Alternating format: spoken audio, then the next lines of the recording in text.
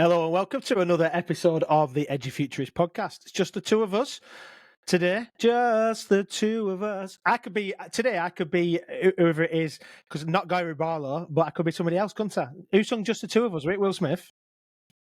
No, I'm not getting involved in any. Just the two of us. It was it Will Smith? I think so. It must be. That must be. That's well worth googling. Should have done before you said it. You should have done your research. It was by Bill Withers. So maybe they did a new version of it and an update. Anyway, just the two of us, just me and Steve tonight. I can't believe I got it. I thought it was Will Smith when it was Bill Withers. But anyway, it's really good to be here. Thanks everybody for joining us. If you haven't already turned off listening to us rambling on, I say us. 45 seconds in and we've lost everybody. Them. It's just me and Steve today, because obviously we are starting off a brand new school year for most people. This will be the first podcast that goes out in the first week in September, and we are going to do like our togetherness recap of the 4 or 5 episodes that we've had, 6 episodes actually since we last did one of these, and yeah, looking forward to chewing the fat on that, and then talking about Edufuturists and where it goes and all the excitingness that goes with it, mate. So since last time we did this, which was on the 15th of July, we're on the high after just something like a little event thing that we did, Uprising 2024 in Leeds. The week after that, we were still buzzing, really, really happy. And a few months later, and we are still buzzing and really, really happy of everything that happened at Uprising 2024 in Leeds. And we've booked 2025. And we've been to see the venue. Lots been happening. Yeah, well, lots been happening. So yeah, exciting times, mate. It's exciting times, isn't it? I think so. I think, exciting times. I was just trying to think about some of our guests that we've had, some of the stuff that's been going on. I think, it's a really exciting time. I think we are speaking in September, but actually we're just coming into the new school year, and normally we've taken a break over the summer. Normally this would be a first podcast back, welcome to the new season kind of thing, but ultimately we had enough guests and more so that actually we're well into the future, and we've covered the whole of the summer. So hopefully you've stuck with us, hopefully you've taken us on holiday, or you've taken us, whether that's in the UK or anywhere else. But we've had some really, really good ones over the summer, ones that we didn't want to prolong and delay into recording or pushing out into the school year. We were like, quality content to quality content, and let's get it out and let's have a conversation. And one of those individuals was Penny Lee Brown. Penny Lee Brown, can't remember her surname. Taylor Brown. And the reason for that was when I first met Penny Lee and we were having the conversation, I was on a panel at a college, and she was hosting the panel around AI and the conversation, everything else. And I was like, oh, brilliant. We struck up a great conversation with many of the other guests. And I said, it'd be great to have you on the podcast. She was like, why? It was the first question always, but then hopefully you've listened and gone, that really, really resonates. Penny Lee obviously works for Global as a brand, as a creative director, but also is doing a master's in AI. I think it's at Hull University Online. And the whole conversation and the whole deep dive was right on trend for us, really, wasn't it? It was around all of this other stuff, but ultimately how AI is absolutely wonderful, and her teams and potentially the whole organisation, she wasn't speaking on behalf of it, were looking at AI and the implementation of it, but still saying the same things around those human intelligence areas, those storytelling conversations that goes back right to the first one that me and you launched with John Neal, where storytelling was a really important part of everything and community. And then that's carried on, that AI is fantastic, but ultimately it's about it being the enabler and the transformation so that you can spend more time preparing and delivering information to each other, because I just don't think it'll go. Absolutely. You're absolutely right. I think that conversation was a powerful one, with her being like the creative director at Global. So obviously, for those people who haven't picked up, that Global is a huge organisation, some of the biggest radio shows in the UK and beyond, like Heart, Capital, Radio X, like they're all in that space, and to have somebody of her caliber on the podcast was really, really powerful. But also, what's seen is that we're not seeing something different in industry, which is those human skills that we still require are the things that we still need to teach in schools, but we also need to teach how AI can enhance and create efficiencies and do things that make a real difference to learners and to the world, right? So the conversations of that Penny Lee talked about in terms of the work that she does in terms of pitching and storytelling, and then the confidence that needs to come in that to be able to speak and communicate effectively, whatever that looks like, that's not going anywhere. Yes, AI can help us write a little bit more clearly. It might be able to help us present documents and pitch decks in beautiful ways, but being able to be in a place to show the whites of your eyes, to be able to read the room. I've just finished reading. In fact, one of my newsletters that I send out as part of my own business, I've highlighted this book, which is called Super Communicators by Charles Duhigg, and he's the guy who wrote The Power of Habit. A lot of people have read that book, but in that he talks about heavily the idea of matching. And you've got to work out that when you go into a conversation with somebody, you've got to work out what type of conversation it is first, and then you've got to match the understanding of what the other person is trying to achieve from it. So, like, for instance, if you're trying to get out of a conversation a feeling and an emotion, and the other person is just trying to do the practical, this is what we're here for, then if you've not got the same reason or motive or intention in that conversation, then there's not going to be effective communication. And that is absolutely key when it comes to the stuff that Penny Lee was talking about, that we have to find a way to do that human connection. It's obviously boils on from the conversation we've had with Dr. Helen Demetriou and Ed Kirwan and others when we've talked about empathy. But it's that whole ability to be confident in what you're trying to say, as well as confident in connecting with a human at the other end of the table, or a human, 30 humans in a classroom, or whatever job role you're doing. You've still got to do that confidence piece, which AI is not replacing, and it's not teaching us that. So it is always going to be that stuff that you said. Steve has done some really good work with the AOC and others talking about this human intelligence versus or with artificial intelligence, not against human intelligence and artificial intelligence working together, and that was a really good conversation for that element, wasn't it? Yeah, I think it's context, isn't it? Ultimately, in anything, people will request stuff from us, like whether that's a request, an ask.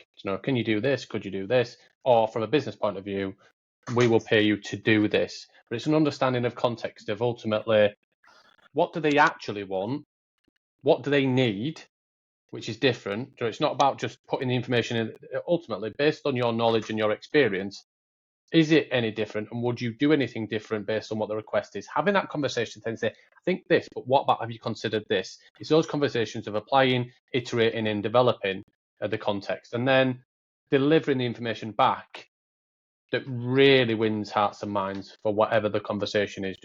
Getting the buy-in, whether that's business to business or just in your personal life. That ultimately context of, if you're always saying exactly the same things, information in and information out, imagine you doing that exactly the same conversation as you saw different friends over a week or a month, and every coffee conversation was exactly the same because the person asks exactly this, or it might be slightly different. But imagine that person comes to us and says, "How are you doing?" An AI response would pull through from, but ultimately doesn't understand the emotion of really what they're wanting from us. And I think that's a really, that human, that understanding of how they're asking it and why they're asking it, and then applying that back is a great conversation, because ultimately, emotion, empathy, and an understanding of that, and then applying back to the context is an interesting one, I think. And I think, yeah, and then we stepped into something very, very different, didn't we? We started even just before Penny Lee, we were talking about culture and strategy and that digital element transformation stuff with Johnny Waffen, didn't we? And we talked about in that space some really interesting conversations about how do we consider what we mean by transformation, and it does tie back in actually to the stuff that we talked about already. Like, how do we look at different levels of maturity? How do we bring people with us on that conversation? How do we do the leadership piece in there, as well as that ability to create accountability and autonomy within an organization in that space? So it's always good to ground that in people that are doing this on a day-to-day, helping people implement that digital transformation. But that conversation was quite powerful, wasn't it? Understanding what it means and how we need to move away from just a little bit of gimmick towards something that's more transformative. Yeah, and ultimately, that whole thing of, out of the box transformation of we will take you from here to here, but everybody's starting point is also different. Not just ultimately, well, we think we use Teams well, or we use this well. But what does the structure? What is the maturity of the people within your organisation in terms of their experience and how long they've been with you? What is the maturity in regards to the age and the understanding of and the experience of your teachers? How long has the school building been? All of those different things, and also synchronization of and automation and everything between systems. Like digital transformation can mean many different things, but ultimately can just be a substitution or a slight transformation of taking it, as I think Johnny said, taking it from just paper-based systems or simple stuff the simplest thing would be a sign-in sheet. Has anybody been to an organisation that's listening recently where you've gone to visit a school, either as a parent or a supplier, or you know that your school and you're thinking this is us, and their sign-in sheet's still a piece of paper? Those organisations, I'm sure, will still exist. I don't think we're beyond that. And the simplest digital transformation for some of those would be to substitute that for a simple digital system. Well, ultimately, what do they want it to sync to? Where does that information go? And everything else within it is a real big, it sounds simple, but ultimately, what do they want to achieve and why would they invest? Is it security of that information? Is it because they want to utilize it better? What is it? And just going through those steps, I think, and an understanding of what their end goal is. And interestingly, Johnny talked about that idea that it's not just about digitization for digitization's sake, and that's really important, right? In that example, it's not just saying we want to go to use a digital solution, and there are lots of them. Some of them have partnered with us in the past, so we won't mention any names. But obviously, that whole conversation around ensuring that thing happens. It's not just so you can replace the paper. There is a bigger conversation behind it. It's that we've talked about SAMA model multiple times on here, and most people who talk in that edtech world will understand that we're not just trying to substitute one thing for another just to make it a digital option. We're actually trying to, are there ways to augment, modify, redefine all of this and do things differently? Because the paper signing sheet, yes, we had that paper signing sheet to know who was on site, but once that was done, was it how did we get a notification? Well, so the people who needed to come down and collect that person would have to get a phone call. So that's going to take more man hours and more man time. And then your queue's getting longer and longer. If you've got a digital signing system that then automatically informs a person. So you're creating efficiencies. It's not just substituting one for another, digitizing one thing for another. You're actually, I think we're on that. That's the important bit, the transformation, but for what purpose, which is what you're saying there. And then, obviously, we went with a different line. We went with a different space, didn't we, by speaking to Kern Kelly all the way from Maine in the US. Powerful conversation, that, wasn't it? I think, for somebody who's been doing things for decades, I think, did he say that he moved? I think Kern moved into his role looking after a district in terms of technology in 2004 or 2006, I think it was, and we were like 20 years ago, and we then kind of broached that, is the challenge the same but just different terminology? What is it that's really evolved over the last 20 years as we step in now, and but learning that passion, that understanding and the why really was absolutely fantastic. And I think the biggest thing that will resonate from that episode was with me was the whole process of and the whole project based of what they're trying to do, how they're trying to do it, and how different subjects and different areas of the school were all coming together to technology, science, everything else. And then I think making skateboards or guitars, wasn't it? Sorry, not skateboards, the guitars. And you're just like, oh my days, it's unbelievable. And then Kern shared the picture of these kids with the guitars, and they've not got to that stage where they're starting to play them or sell them or whatever they're going to do. But I was like, this is absolutely ridiculous. And then talked about sustainability of actually how they are maintaining the forest in a local environment, of doing that, and how each, and an understanding of that, taking it back to science to then say, these kids now have understanding of how they need to do this, why they need to do it on a yearly basis to make sure that the forest and the surrounding area and the environment is benefited by it. And I was like, can we just bottle this and maybe put that in every school? That'd be, you can't standardize it, but wow, that was inspirational to me. It was brilliant. And somebody's still doing it. Yep. When I'm like, I don't know if I could. And the thing is that actually Kern reached out to me post the podcast going out and said, would you be interested in interviewing our students? Some of them would love to come and have a conversation. They're actually on Wired, as in Wired magazine. They were on the podcast with them, and we'd love to get them. I'm like, absolutely, we will. We want to champion what they're doing, but also hear from them, because like, this is what we do it for. And we just had a conversation with another good friend of the podcast, Alan Tang, who just is just a wonderful human being. And he's like, well, the reason why we do this is so that it's for the students. And Kearney's a proof of somebody who, in the same direction, for a long period of time, who wants to bring students with him. He doesn't want this just to be about the teacher does this, the teacher does that, they get this opportunity, they get this platform. He's like, no, you need to speak to these. You need to get these involved. They'll be all over it. And that is really powerful, because Bob Harrison, we know what he says. He's one of our best friends. He said this phrase, didn't he, that many of you have resonated with. Their future is in our hands. Our future is in their heads. Don't fuck it up.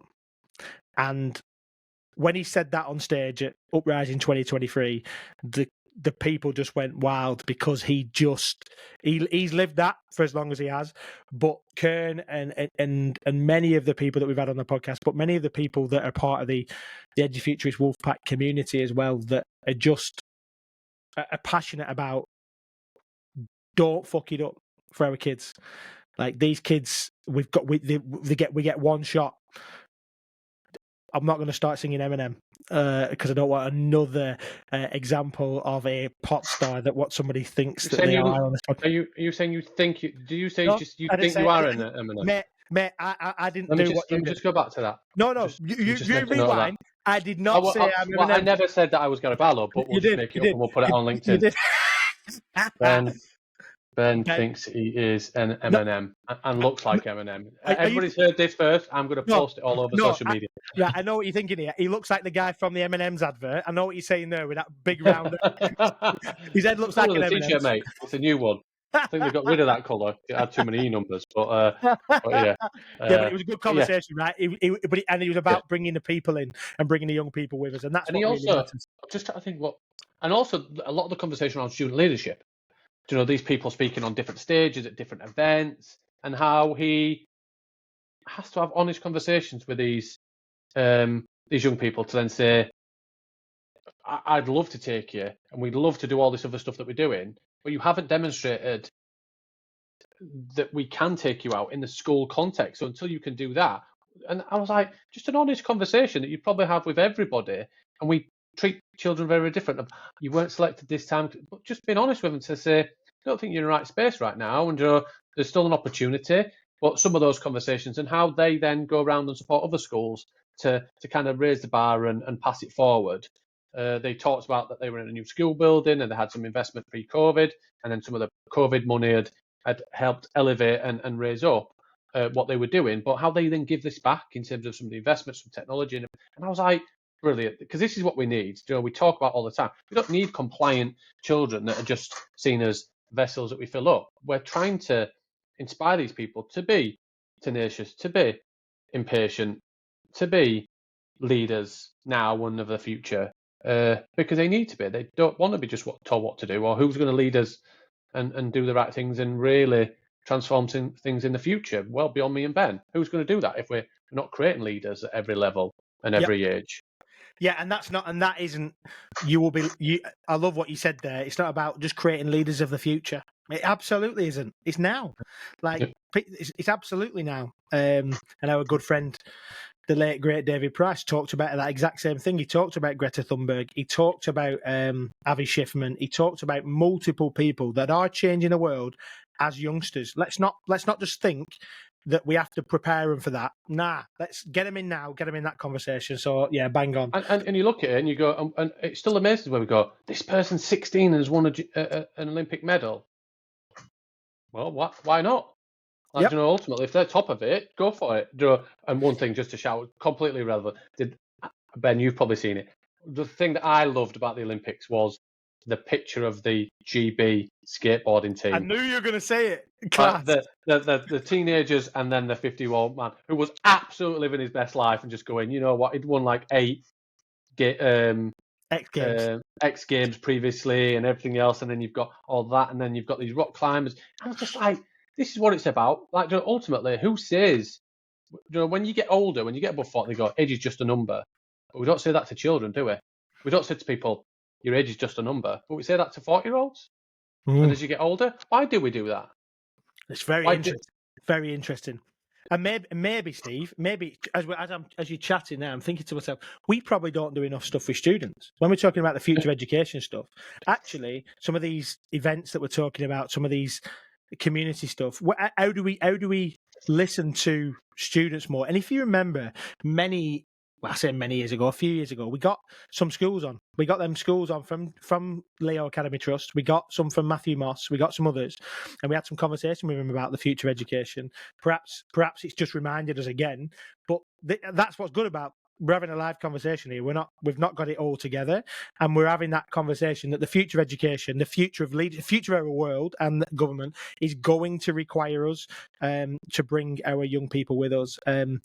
I put a post on the other day about my relationship with my kids, and my kids, the way they think differently. We talked about that, and then coming back to that thing with Johnny, that podcast with Johnny Waffen. Like, the whole thing around that is that these kids we're learned digitals at 30 odd 40 years old. We're learned digital is something we've had to learn. They're I'm not going to say digital natives because they're not. They don't come out of the womb being able to use an iPad. I've said it a million times. But they think digital first. They think, is there an app for that? They're looking for a quick solution.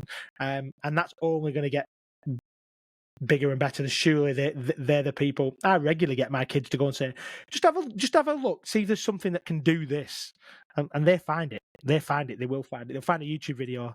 I get sent YouTube videos by my kids all the time. This looks well cool, Dad. We should do this. Why don't we try this? Because that's what they're.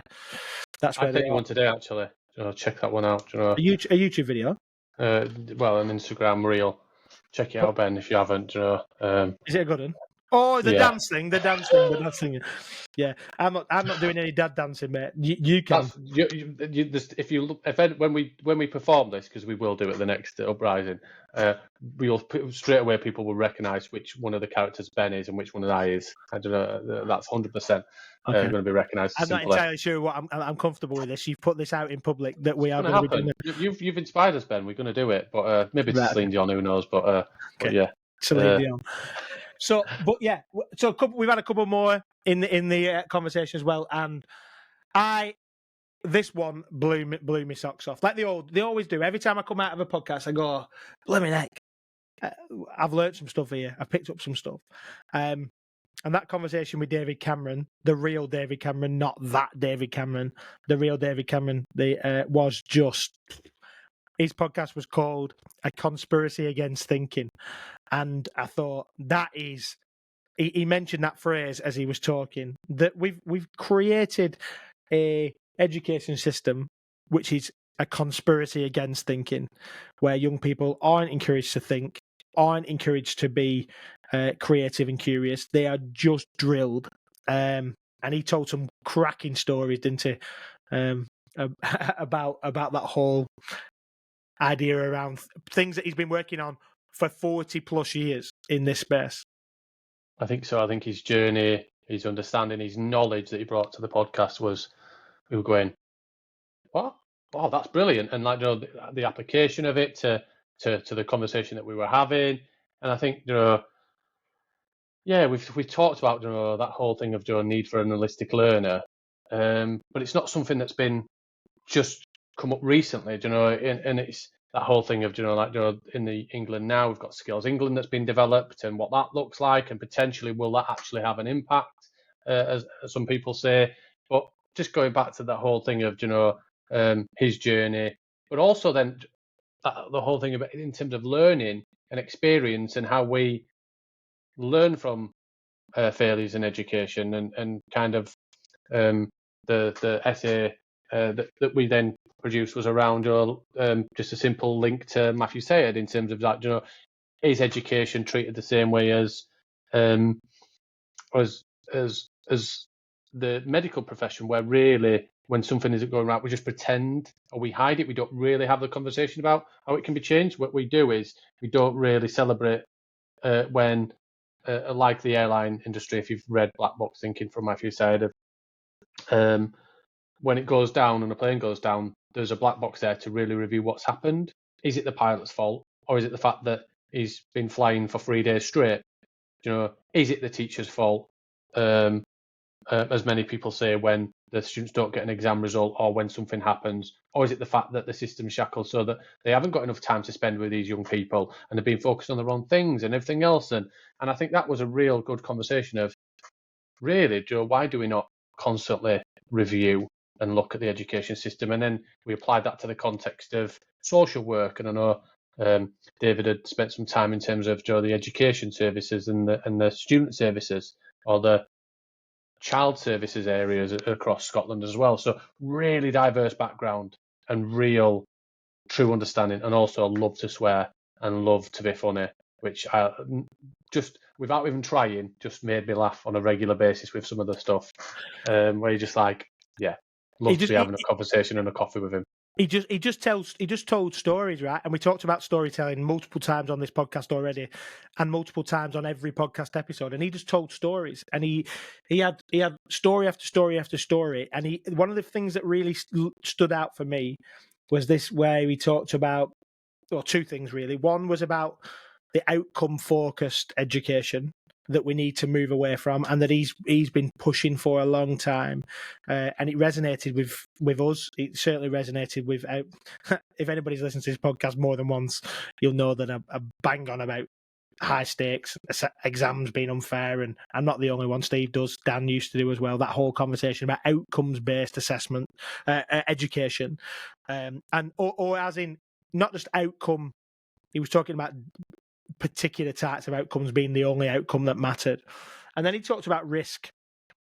And I thought that was interesting. He talked about risk in light of blame, and that we have blame cultures that says, like you said, it was a teacher's fault. But he talked about risk in that space, and how do we create a culture and a system that allows for risk in a managed way, and how do we create young people that are going to be, not create young people, how do we nurture young people that are going to be not risk averse, but like are willing to take calculated risks? Because it's so hard, right?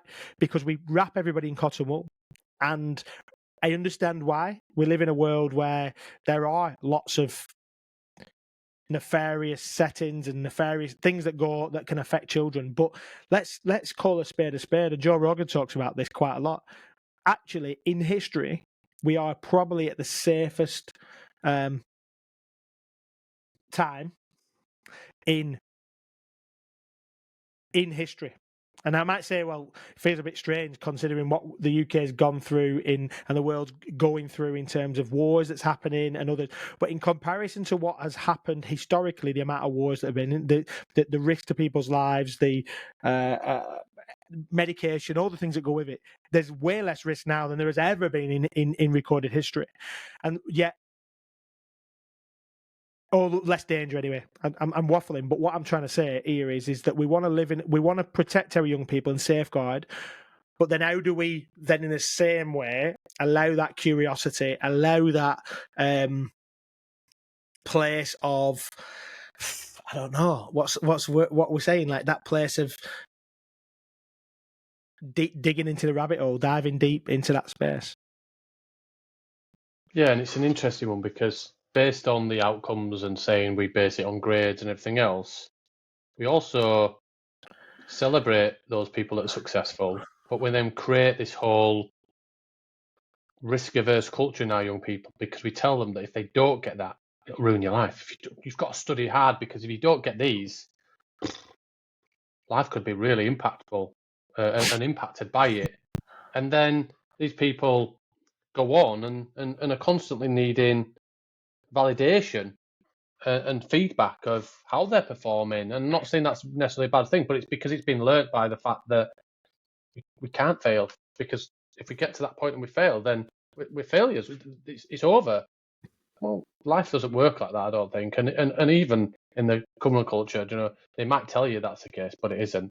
You know, every year I love to see Jezza talk about every year that he's so successful and he's never got any GCSEs. Every year he rolls that one out, and you know, people laugh and joke about it all over social. But it's true, like, you know, ultimately, everybody, they might have to take longer, they might have to do a different pathway, but ultimately you can be successful regardless of what happens in those exams. And I think it was a real positive conversation around it and how that needs to change, risk, and everything else went with it. But it was fantastic conversation, and I think you used my old phrase of we could talk all night. Yes. By the end of it. So yeah, and then within that week we had 3 mega recordings, didn't we? We recorded them in the week and then pushed them out at different times. And one of the other recordings that week was Dr. Jill Matterface, whose journey was great to learn, actually. You know, I've been working with Jill for quite a while and didn't know all of the background, but when we started to look at the bio and we were like, I think this is going to be a good one. When somebody's done a PhD and their whole thesis is on 21st century learning, you then think we could be in for a bit of a treat here. Jill was highly commended in the skills category at the Edufuturists Uprising this year, but has been doing great work for such a long period of time in different work in education, but also in a work in the RAF cadets currently, where she's seconded to around the development of I think you were saying, did you say 66,000 young people currently that are in that? Something like that, wasn't it? And wonderful story, but also a real tenacity to want to change things. That's been like, you know, she's been told, and Jill talked about it on the podcast, saying, I was told this and I was told this and I did it anyway. You know, if everybody that she then comes into contact with and influencers and the structure she's creating in that follows that guise, well, I think we're going to be in a good place. It was really positive. It was that ignite. We named it, like, people don't know possibly, when we have a conversation, usually where we're having a little chinwag, and I hear somebody say something and go, that's the title for this podcast. And in hers, she said that phrase, igniting the inner rebel. That's what she said. She said to us that post the event, it felt like it had set a flame in her to just be that rebellious thing again, give her permission to be that rebellious thing again.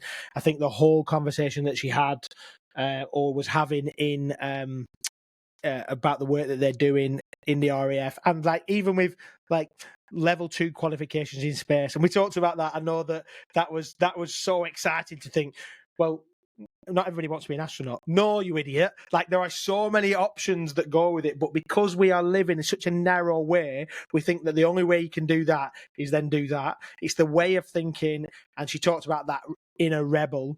And actually, I think that ties back to all the stuff that we've been talking about throughout this conversation, which is about igniting an inner rebel. We want to, in our young people, in our teachers, let's ignite something that's a little bit rebellious, not necessarily in a destructive way.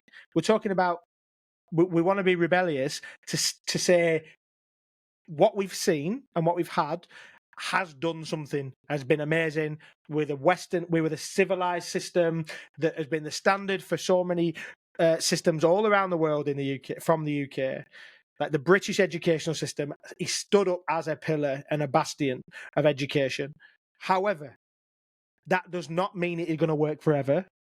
And that does not mean that just because it's worked does not mean we need to ask questions around whether we should continue it. Like horses did, like Bob says, horses did all right. Why do we need to rethink about and have cars? Like horses did all right. In fact, actually, let's call a spade a spade. We've got 2 legs. Do we need horses? Do we need cars? Do we need planes? No, but we're iterating and we're growing and innovating because there was somebody that just went, the rebel just needs to say there's an option to do something different. And we hear loads of stuff about that creative rebellion. And I think the whole, not just about being punk, we talk about Business for Punks from James Watt and Brewdog stuff. Like they are doing things that are saying this is okay, what we've had. It's not saying it's bad. We're not throwing out the baby with the bathwater. However, a rebellion might be necessary. And that's what we're seeing, right? Yeah, definitely. And doing it in, as you've kind of alluded to, Jill talks about doing it, and you asked the question and said, so you want to be rebellious and you want to change it. How does that look like in the structure of the military when everything looks like it's corporate and everybody does this? And Jill said, well, that's fine. You do that in the first couple of weeks when you're kind of getting used to it, and you have to learn what it's like to be in the military, and you learn how to polish your shoes and iron your clothes accordingly and dress accordingly, cut your hair and everything else. But she did say those bits are changing, the tattoos, and she mentioned dress, and she mentioned not having to wear a bone for females and all those kind of things. But she did say that ultimately, yes, they put some stuff in so you kind of learn and then militarizing that bit. But actually, there is some flex in the system that people don't see, and ultimately, not every, and I think she mentioned this on the podcast as well, not every cadet will go into the military. It's not a vehicle for that. A lot of it is giving better opportunities to some people who are that really, really need those opportunities in different environments, different communities, different contexts, giving them opportunities to maybe engage in education when they're not engaging and being successful in the current education system, those alternative provision kind of approaches, for whatever reason being it, how they feel attributed, and also how there's a link between some success there and a success back to school, where a lot of those kids have lost love for learning in their current environment and are really thriving in those environments through some of the stuff that's been put into place. And it was a really, really positive conversation. Learned a lot. And Jill's been somebody that I've worked with for a period of time now, but took a lot away that I didn't know when you kind of unpick some bits and delve a bit deeper, I think. So yeah, really fantastic conversation. Yeah, we've had some, and we are very much looking forward to. So we've got some cracking ones lined up. Some wonderful people. I don't want to spoil too many because we do this, and then sometimes people are like, "When's that one coming out? When's that one coming out?" But we have got some cracking ones that we're brewing on behind the scenes with some innovative universities, with some leaders of networks of organisations, some international superstars. Some new authors that are coming out with some stuff. So yeah, we've got some cool stuff, and we'll obviously have some kids as well, right? International superstars, is that Neo? Is that what? No, I think it might be Dan. No, just joking. Mr. International, we should quite call him Pitbull actually from now on. If he shaves his head, it's Pitbull. I thought it was Neo. That's what I was trying to allude to. Was it Pitbull? Is that who? Because he's self-titled international superstar, wasn't it? Mr. International, yeah. I love it. So it's been good, and we've got, like I said, we've got some exciting plans. Uprising is one of them. We've recently launched the Wolfpack community. For those of you listening to this, you might not know that. If you, in the show notes, there'll be a link for you to join our WhatsApp Wolfpack community. Like we've got people from all around the world that are joining this space where we just see where that evolves into, conversations, talking about values, talking about events, talking about things that we can do, mobilisation, operation mobilisation, and then some of the events that we've got coming. So they're all exciting, right? Of things that are coming in the next few weeks and months. The next academic year and beyond is going to be, as always, exciting. We will do it to make a big difference, but we'll do it with fun, laughter, a little bit of swearing and enjoyment along the way. That's just our approach. That's just the way we are. Yeah. So I'm excited for it, man. I think we are 8-9 months when this will go out, 9 months into our return as a two, and I honestly think here's to 9 months, the next 9 months, and the 9-10 years and whatever is beyond that, mate. I think it's exciting, and I think whatever guys that looks like, the stuff that will be coming out and hopefully will be launched in the next 3, 6, 9, 12 months and beyond is something that we will do our way. Won't break into song. Won't get into that. I'll be absolutely hammered on LinkedIn at some point for it. Are you saying you're like Frank Sinatra? I'm saying you look like Pitbull, Mr. International. But no, I think we just, that's what we want to do, isn't it? We're just two Northern lads that are just passionate about the future of education, trying to change it with everybody that listens and everybody that reads and everybody that comes along to our events with your support to do it. It's not just us two, it's everybody. So I'm excited. Me too. Looking forward to this next season. Have a good one. Don't forget to sign up for the Edufuturists Uprising if you haven't done so already. And like and subscribe, share this, tell everybody, so then we can get more of this out into the world and we can keep making that difference Steve's talking about. Have a good one, everybody.